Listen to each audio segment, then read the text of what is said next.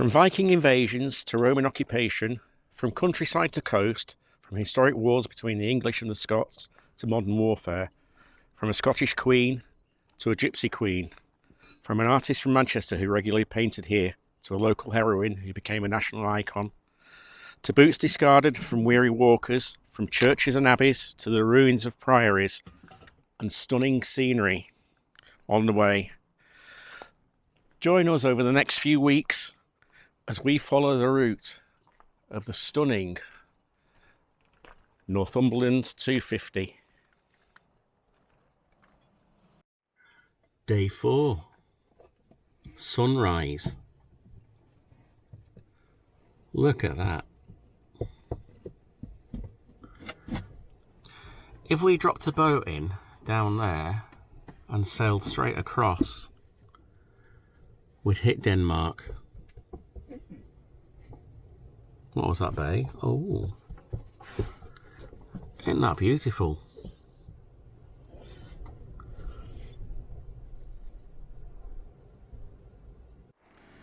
And a few minutes later, the sun has shown its face.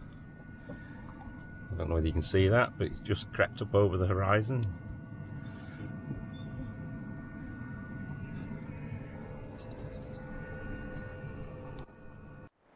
The tide's gone out a little bit. It's not low tide yet, but you can see just about there is where we've parked up. This is the Northumberland coastline. Very rugged, this bit. We did get down yesterday to the beach somewhere around there, a pebbly, rocky beach, but there are sandy beaches further up. I say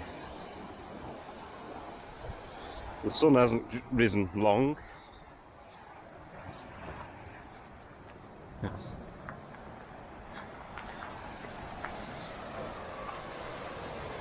Again, rocks, bay, this way, bay. He always wants to explore. Nab's not so impressed. He keeps away from the coast side. He doesn't like the waves. Might have a bit of the sun in there. This is the bathing house at Howick. I think as we go around the path we'll be facing the sun, so it might spoil the view, but we'll see.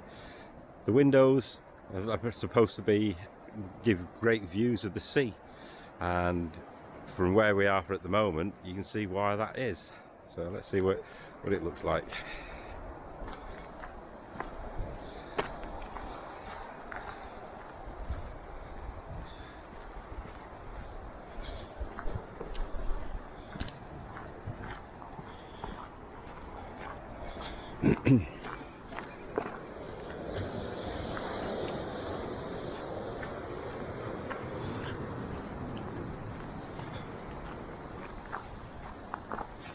It'd be nice to stay here.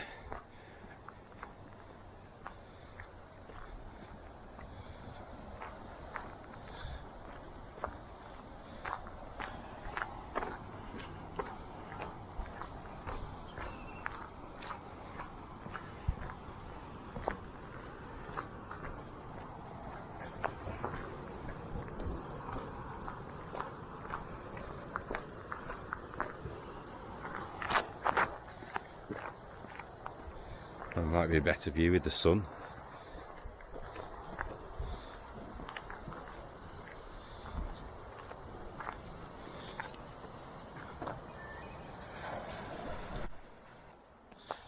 It's now, I think it's a private let.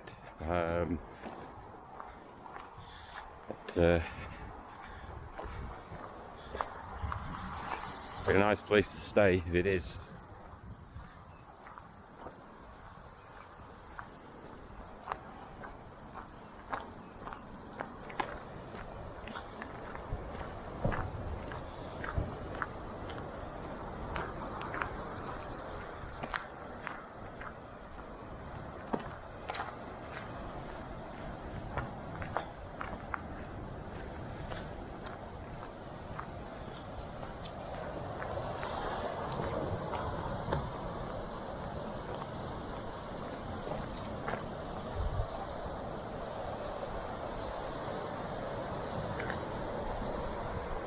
What a view. I don't suppose you see it on the video, but just about there is are the ruins of a castle a bit further north up the coast than we are at the moment.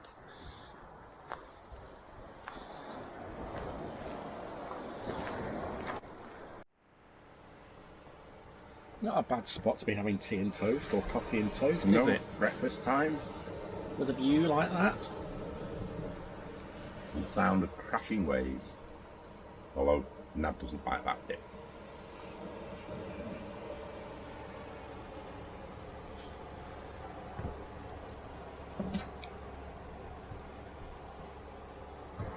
First stop of the day is Amble. A couple of reasons we wanted to come to Amble.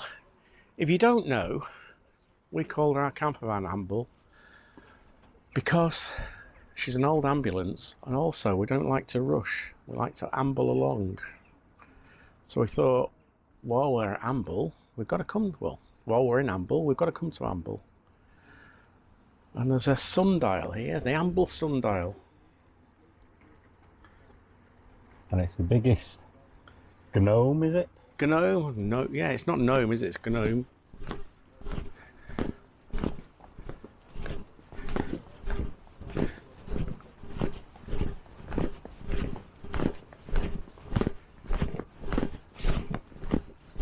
And here it is.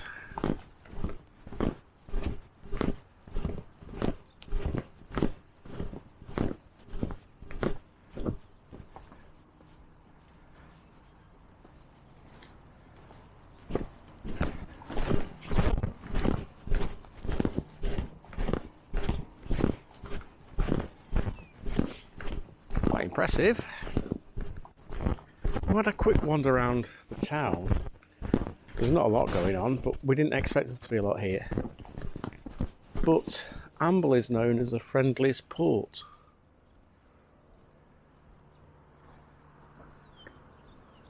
There's a little story behind why it's known as the friendliest port. But back to that in a minute. So what does it say about the gnome?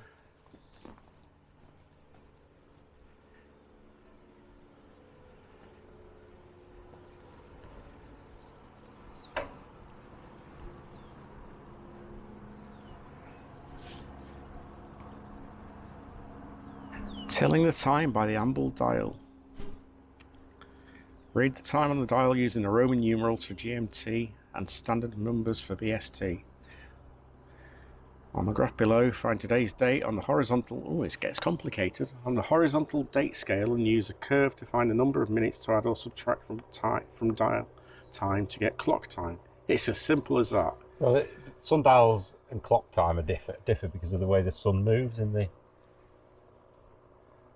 moves higher and lower in the sky as the seasons change, and the Earth's orbit around the sun is not circular. These two effects account for a time difference between clocks and sundials of around a quarter of an hour either way during the year. And then you've got this graph to work out exactly where you are. There's a town trail, Amble Town Square Historic Trail. But we're also looking for this one, aren't we? Yeah. About the Mauretania.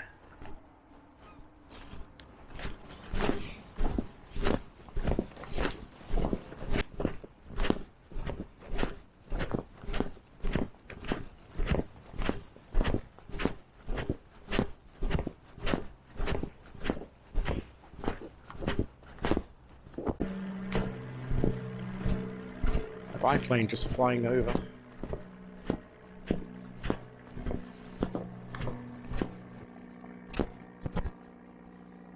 Memorial garden over here. This is Amble Town Square, which is a memorial garden.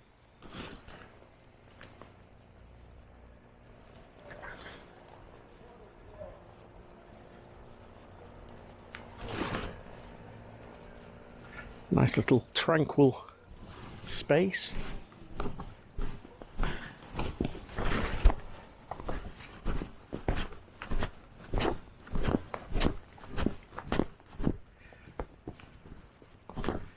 And this sculpture here is of doves. And it's the archway to a peaceful future, and made by a local internationally renowned blacksmith.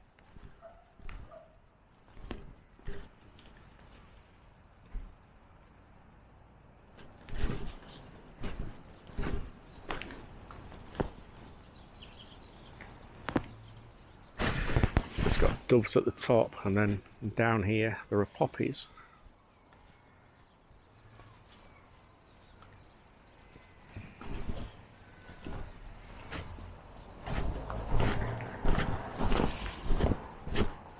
Found what we were looking for. Having wandered all round town square, it's not, I thought it was going to be a bit more than, so there we are. The plaque to the Mauretania.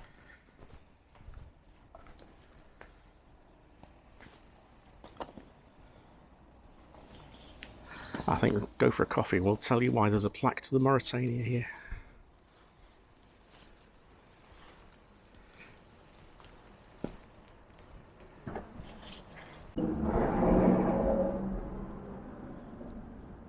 Well, we had to have some coffee and cake, didn't we? Seems to be the flavour of this trip. Chocolate orange cake.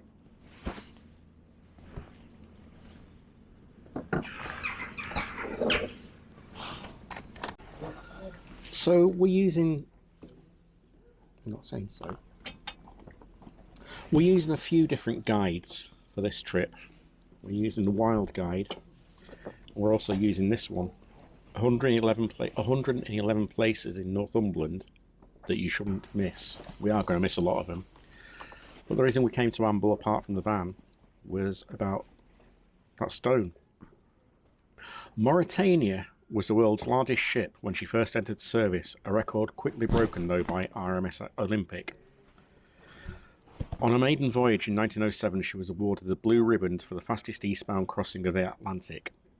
And she then won the westbound Blue Riband in 1909, holding on to both records for 20 years. She was also used as a troop ship, taking sailors to Gallipoli, but that's not why we're here. We're here because on the 6th of July 1935, Mauretania was on her final voyage, sailing along the Northumbrian coast to Ross Syth, where she was going to be broken up. At 10:25 a.m, the clerk of Amble Urban Council sent a cheery message to the captain of Mauretania, Arthur Tillotson Brown. It read, Amble to Mauretania. Greetings from Amble, last port in England, to still the finest ship of the seas. An equally cheery message was sent back, to the last and kindliest port in England, greetings and thanks. Mauretania. And so to this day, Amble has been known, with a slight change of wording, as the friendliest port.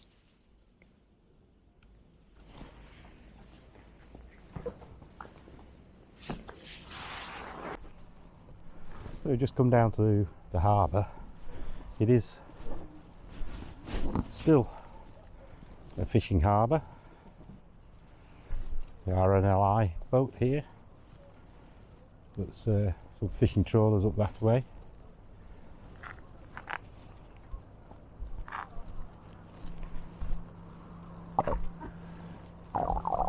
And all the bits and pieces of the fishing. Looks like some old hulks out there as well.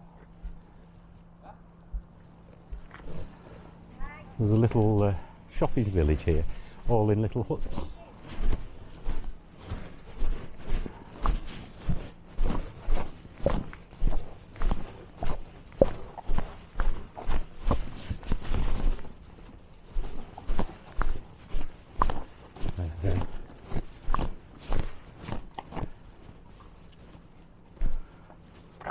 And on low tide by the look of it.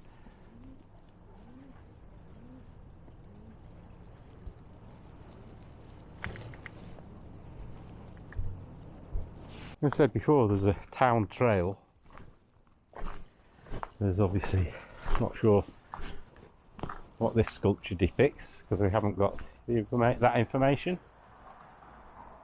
but it's brought us up, gives us a good view of the harbour, doesn't it, Nab? And you're just keeping an eye out where the sea is.